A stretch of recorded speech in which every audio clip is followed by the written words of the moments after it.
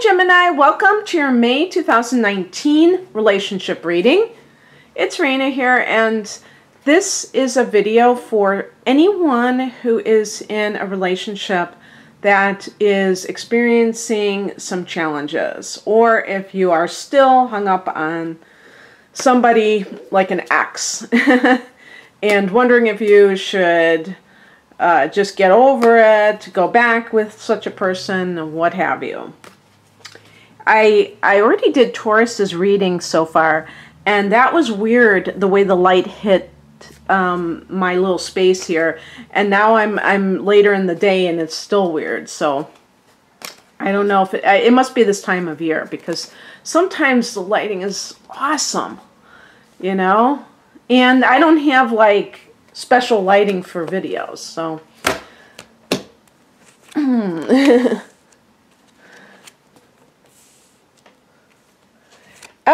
Oh, these two came out. So the first video I filmed when the kids were going to school. Now they're coming home, and so I picked great timing for both of these videos that I'm making. Ooh, lots of swords. Your swords. That's drama. Okay.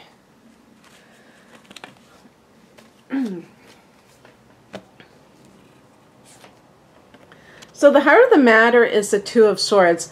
When I picked this card first, I was thinking, well, that's perfect for a Gemini.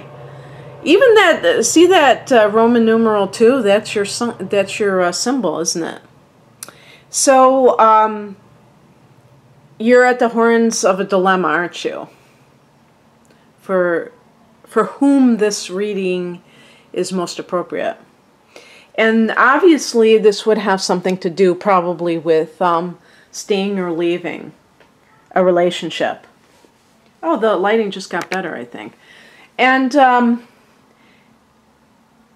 just going to keep going because, you know, typically if you want to leave a relationship, there might be a good reason for it. So trying to create a reason to justify it probably isn't necessary. However, if you're the kind of person who cuts and runs, who just, you know, who wants to leave when the going gets tough, even if there's really, it's not really bad, or you're not trying to work on your relationship, then that might be a different story. And that could certainly happen with some of you Gemini individuals, because you really want that stimulation. And I'm not talking about in the loins.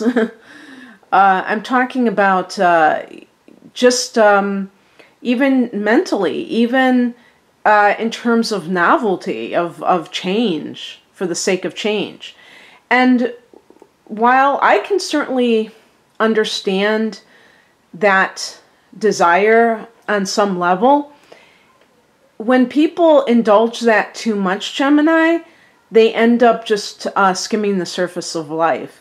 And, you know, it's understandable that you want to experience interesting interactions with a partner, but you may take it too far, and as soon as things get predictable, then you're wanting to leave. You're getting itchy to leave. So I guess it's going to be situational. Obviously, if there's someone who is having an affair, if the Two of Swords is either you or your spouse having an affair, then that changes things, because then somebody else is involved. So I'll just keep going. So in the past position, we have the Justice card, and this can be either a Libra individual, maybe that has come into your life recently, or that you have put the idea of divorce on the table. Maybe you've consulted a lawyer, but you still haven't just gone through with it because you're not sure if that's the right move to make. And I'm just going to keep going since I haven't gotten a clear view of things. So two cards came out together for the higher message, we have the Seven of Swords as one of these cards. This is a card that could be that you're being deceived, that your partner is cheating on you. I have a feeling, though, that you already know this, and so it's merely reminding you of why you're thinking of leaving in the first place. Open relationships are a totally different animal, but if you're somebody who is wanting a monogamous relationship, it's, you know, to have to endure somebody who is being deceptive is very painful, and it's not good. It's not a good way to live, because you can't like maintain trust under those circumstances, can you? And so you're always going to be suspicious if you've already caught somebody cheating and they really haven't expressed remorse for it. How are you going to ever feel like okay about it? They might, you know, make promises, but they don't really. You're not convinced that they're necessarily going to follow through, nor do they seem like they really are sorry for it. The other thing about the Seven of Swords, it can be that you want to leave, but you have to kind of leave in a way that is a little bit crafty, a little bit, I don't want to say sneaky, although the Seven of Swords can be kind of a sneaky kind of a card, but leaving in a way that doesn't draw attention to yourself. Perhaps you're with somebody who is super controlling, and you know that this is not going to work. See, those are the kids. And so the other card I got was the Knight of Cups. This is kind of like more of this individual who is caring and sensitive type of a person, and it's almost like, I wonder if this is a Libra individual, but maybe this is your current partner, and you are in love with a water sign. If that's the case, it's possible that the air sign individual doesn't have the same sensitivity that this Knight of Cups person has, and you can see the difference. Now, of course, you're a swords person. You're an air sign yourself, but two air signs in a relationship can be overkill in a way, because I think that in a lot, well, I'm with somebody who's also, we're both Sagittarians, so you can make the same case, couldn't you?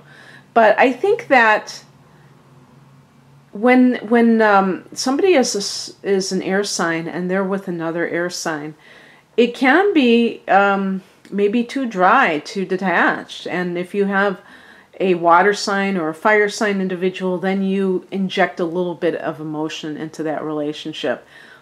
And I'm not saying that Gemini people are completely, stone, just a heart of stone or something like that. But I just think that, complementing your more intellectual, analytical qualities with something that is more heartfelt might be a better match than maybe a fellow air sign. The other thing too about this card is that there may be somebody, this is the higher message, so there may be somebody around you who is going to help you to get away from this person. And it might not be a romantic partner. It might be somebody who can offer you a place to live for a while, for instance, if you're trying to figure out where you're going to go. So the point is that don't worry about the house. Is that from that guy who wrote, I think his name is Mike Dooley. You know, he wrote Notes from the Universe, and he was talking about that. So it's like we're always trying to figure out how we're going to do something. Don't worry about that. If you want to do something, focus on that desire. And the other, you know, all the details will kind of fall into place. What crosses you is the Queen of Pentacles. It's possible that you are thinking of your children. The Queen can be the motherly energy in Pentacles. This is a very, like a homemaker type of a vibe that I'm getting from this. And you may feel like it's going to disrupt your family if this is the type of person you are and you just want that comfortable life.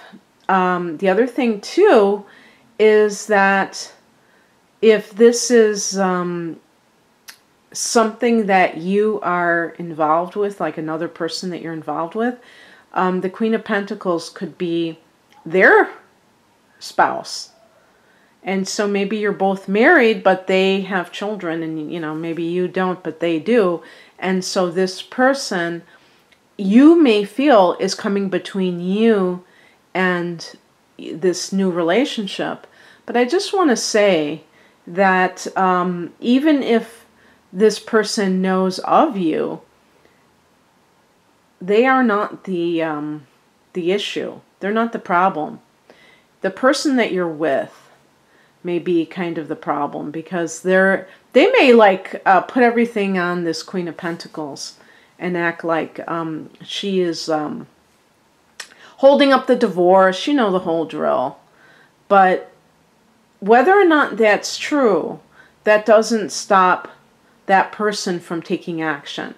And many times you will see that the other party blames their wife, I'm going to say, because this is the Queen of Pentacles, and yet, the truth be told, he doesn't want to leave either.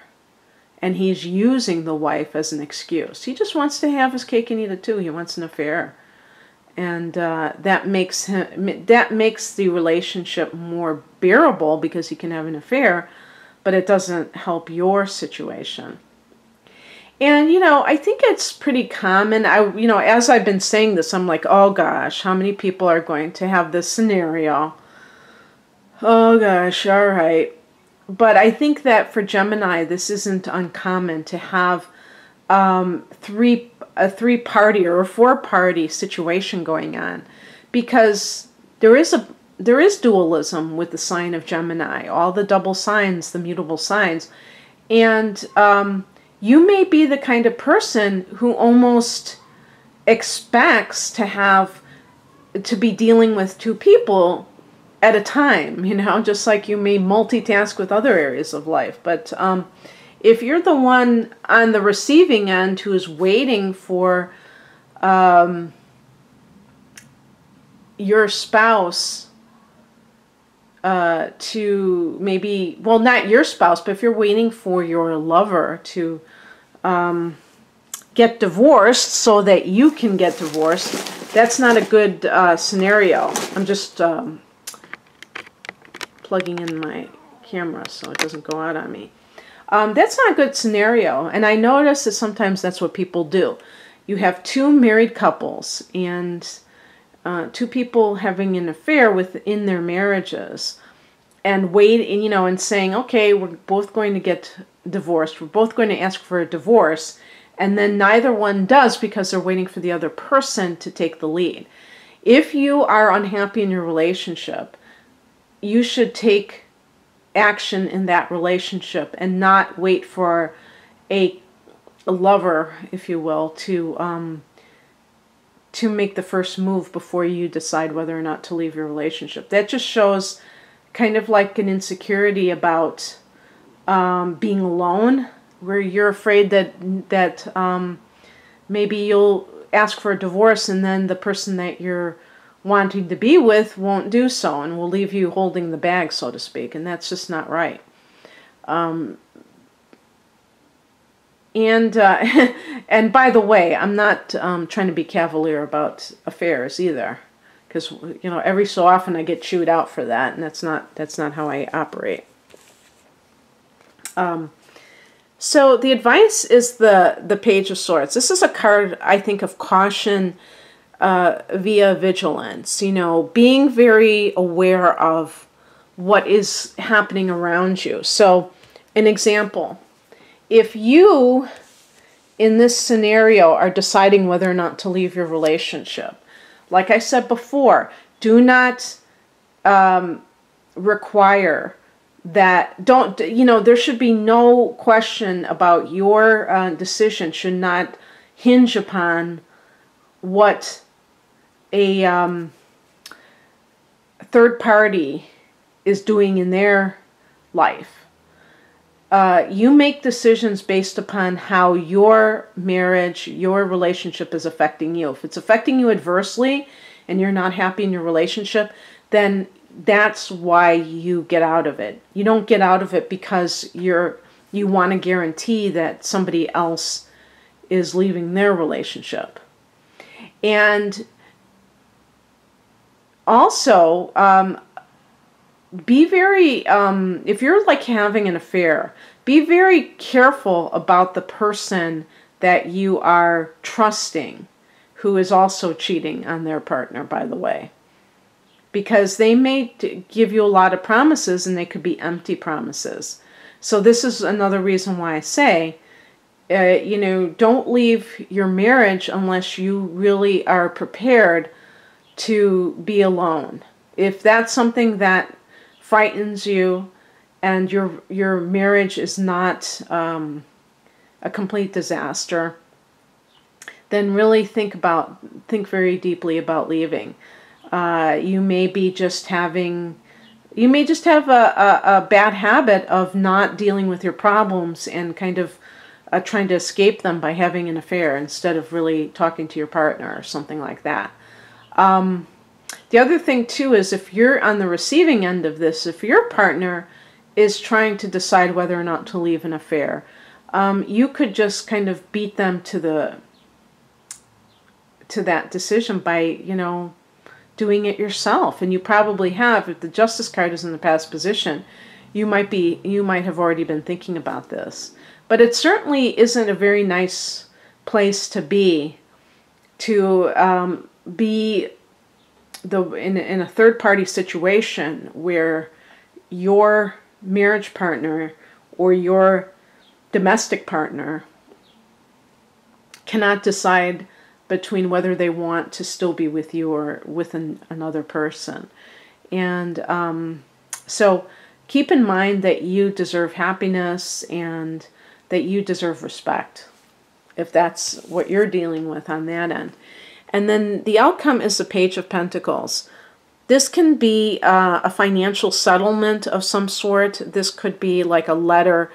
Sometimes pages can be messages that deal with finances. So if you've already like consulted a lawyer and maybe you're gonna, I don't know what they call that, no fault divorce or something, perhaps that's one of the holdups for this, and you will receive some kind of message about how it's all going to shake out. And it's possible that if this relationship, see, I got two pages. Something begins perhaps in the May new moon, because pages can be the start to something, and this is happening on May 4th, so maybe that is when everything kind of like, when you see a bit of movement of some sort. And so